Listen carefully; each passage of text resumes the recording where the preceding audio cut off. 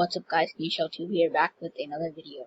Today we're going to be looking at Federalism of 10th grade sophomore political science. So what is federalism? The textbook definition is a system of government in which power is divided between a central authority and various constituent units. To make better sense of this definition, let's look at a diagram that I've drawn up. So, we have a central authority, the central government, which is India as a whole, and their powers are divided between various constituent units, which are states. So, although India is a large country as a whole, which is controlled by overall central authority, there are also various states that control their own territories. So there's a few key aspects of federalism. First of all, it usually has a two-tier government. Each tier has its own jurisdiction, which is the legal authority over an area. The jurisdiction is stated in the Constitution. The fundamental provisions of the Constitution of India cannot be changed unilaterally by the central government, and the sources of revenue are clearly defined to ensure financial autonomy. So there's two types of federations, coming together and holding together.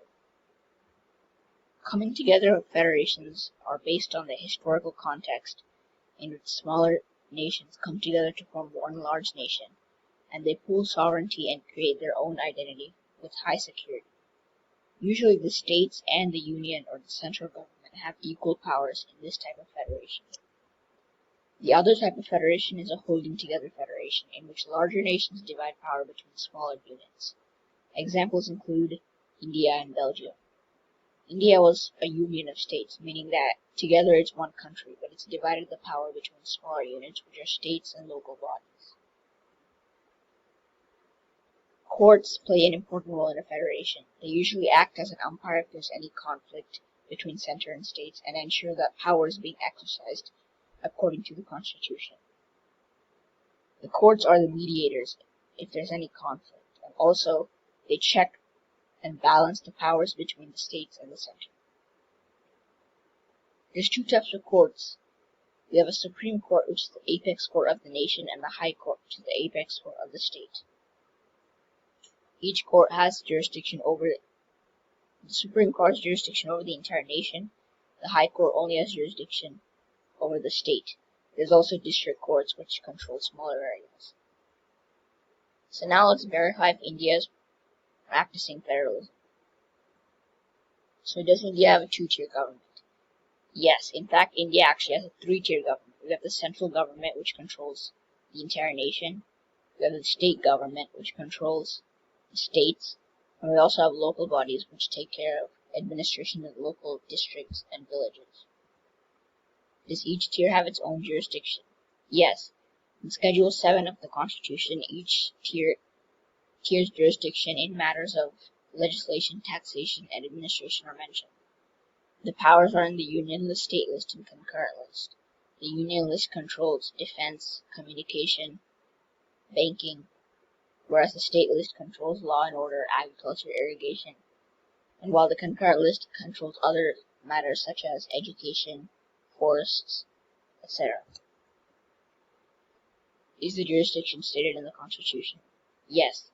The powers of each tier of the government are clearly defined in the government, so their existence and authority is constitutionally defined. We have the Union List, which states the powers of the center, the State List, which states the powers of the state, and the Concurrent List, which lists the powers of both. The Concurrent List contains subjects that both Union List and State List can make laws about, but if there's any conflict, the legislation and decision of the central government always prevails. The fundamental provisions of the Constitution cannot be changed unilaterally, meaning that both houses of the Parliament and half of the states have to ratify any changes to the fundamental basic structure of the Constitution, such as any changes to the preamble, the fundamental rights, requires both houses of Parliament to pass in ratification by half the states. Sources of revenue should be clearly defined because each tier of the government should be financially independent. which is why the revenue is distributed to each state by the Finance Commission. So now that we checked all of these aspects, we can declare that India is a federal country. How has federalism evolved in India? Initially, we had linguistic states, so many people that spoke the same language demanded their own state. At first, central leaders refused, and they thought it would undermine the unity of the country. But over the long run, it proved to be very helpful, because it actually safeguarded the nation. This is what we call a two-state solution. Instead of dividing the entire nation,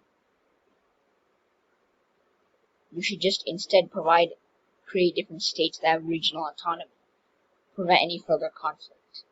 This is what happened in India.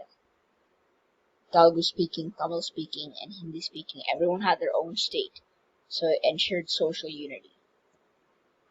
We also had the language policy, which stated that not one language is the official language. If you remember, in Sri Lanka, only one language was declared as the official language, and this created mass turmoil. But in India, 22 languages are official languages, and government exams could be taken in any language. In 1965, they proposed to avoid using English for any official purposes, but mass protest in Tamil Nadu reverted this law. Now Hindi and English are both used for official purposes. For years, the same political party ruled both center and state, but in 1990, there became a rise of regional parties. The problem with the same party ruling center and state is that it usually muted the states because the same party was in order, and they usually just followed the directions. It undermined their federal powers. Coalition parties rose, which means that several regional parties formed a unit. They united to form a larger party that was able to sometimes beat the long-standing majority. Decentralization takes place when the power of center and state is given to local bodies.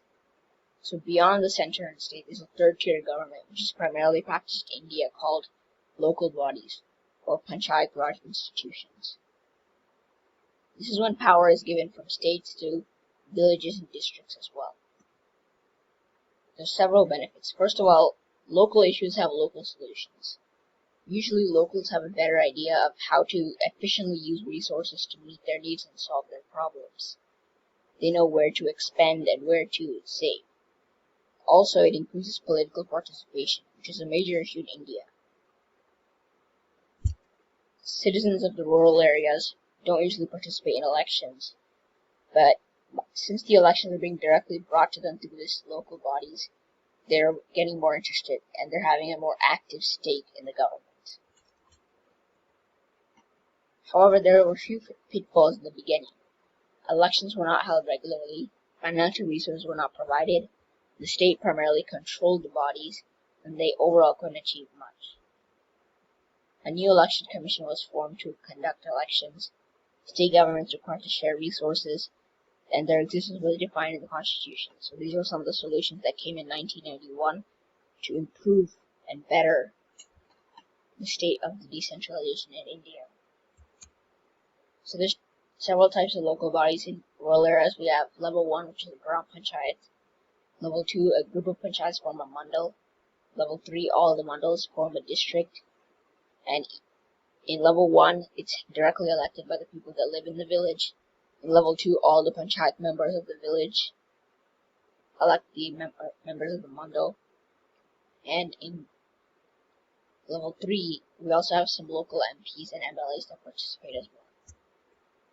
In urban areas, small towns are ruled by a municipality, and large cities are controlled by a municipal corporation. So that concludes this video. I hope you had a great learning experience. Be sure to subscribe, like, and share, and stay tuned for the next video. Thank you. Have a great day.